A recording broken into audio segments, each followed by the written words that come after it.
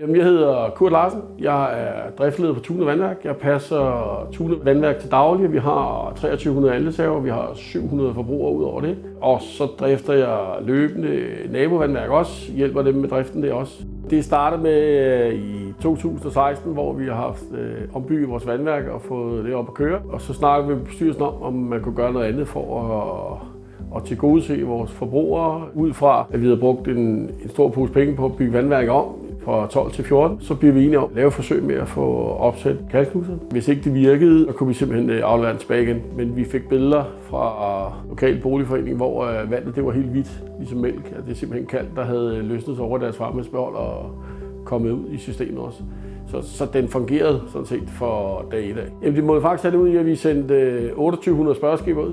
Der fik vi 495 skemaer tilbage. Og der havde vi lavet en skala fra 1 til 10, og der lå snittet på 8,9 i plus for, at den virkede. Og så gjorde vi faktisk noget, da vi overtog et mindre vandværk og lagde dem ind under os. Så fik vi bare øget signalstyrke på det anlæg, vi havde, og vi sagde ikke noget til dem.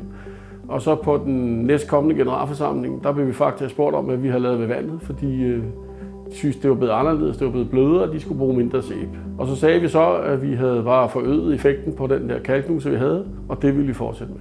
At den har den effekt med, at en vaskemaskine, opvaskemaskine og alt det der, at folk de sparer jo noget energi. Ja, kort sagt, så synes jeg, at den har leveret det, den skal. Det har faktisk betydet, at vi er blevet nomineret blandt alle vandværker i Danmark til at være mellem de 2 sidste til at være årets vandværk 2024. Grundet den indsats, vi har gjort for at få lavet en aftale omkring fjernelse af PFAS med Region Sjælland. For slutbrugeren betyder det, at vi er tilbage på den gamle mængde af tilgængelig vand, fordi vi renser, og så kan vi komme ned, så vi kan holde os under grænseværdierne. Det gør vi i forvejen, men vi kan nok komme ned under 0, så det ikke er detekterbart.